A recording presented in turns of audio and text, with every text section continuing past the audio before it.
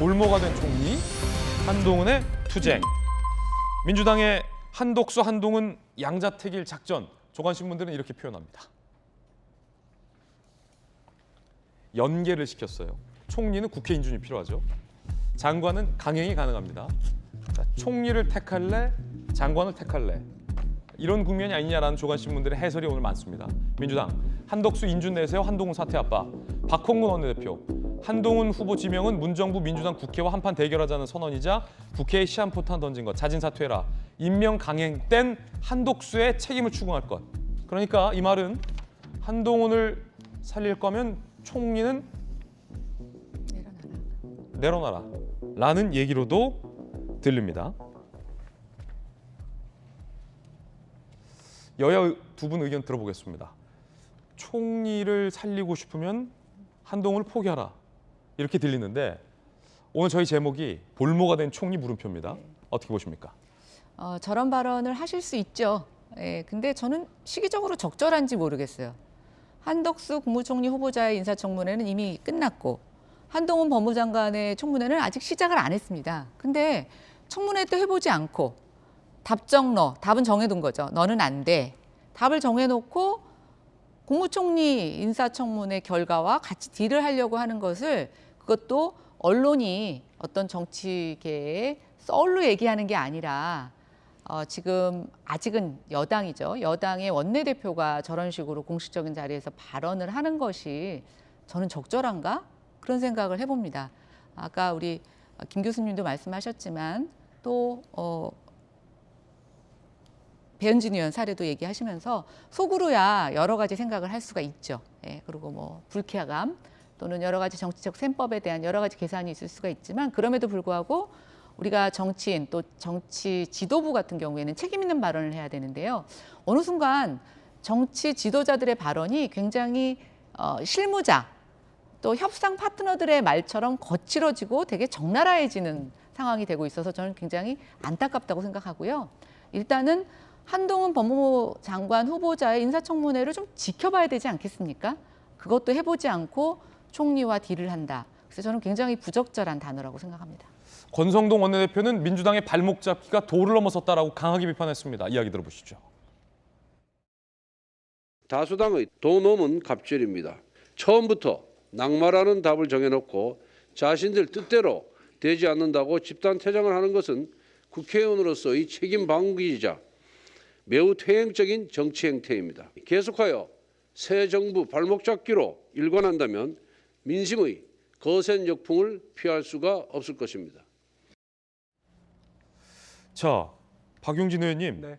원래 딜이라고 했습니까? 뭐 살리고 싶으면 뭐 내가 내릴게. 뭐 살리고 싶으면 누구 버려라. 이렇게 했습니까?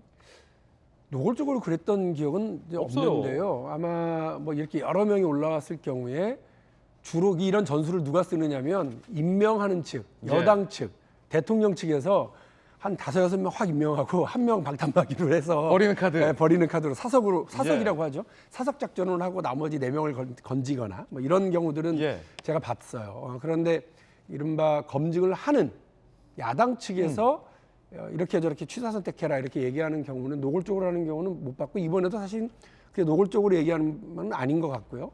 그러니까 하나의 가능성 정도는 있을 수 있는데 정국을 운영하면서 야당이 되는 민주당 입장에서도 고민해 볼 만한 카드일 수는 있다고 저는 봐요. 그러나 좀 김연아 의원님 말씀에 공감합니다.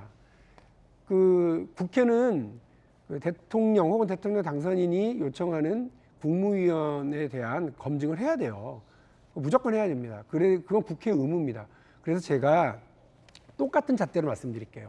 제가 그때도 욕을 많이 먹었지만 되게 용기를 내고 말씀을 드렸습니다. 조국 그 당시 법무부 장관 후보자가 여러 의혹들이 있을 때 제가 딱 그 말씀 드린 거예요. 자녀의 병역과 교육 관련된 특혜 관련 의혹은 우리 국민들에게 영린입니다. 그 영린을 건드렸을 때 제대로 해명하지 못하면 민주당으로서도 다시 판단해야 됩니다. 그러나 청문회 절차를 통해서 그런 해명을 본인이 할 수 있도록 충분히 그 소명 기회를 줘야 됩니다.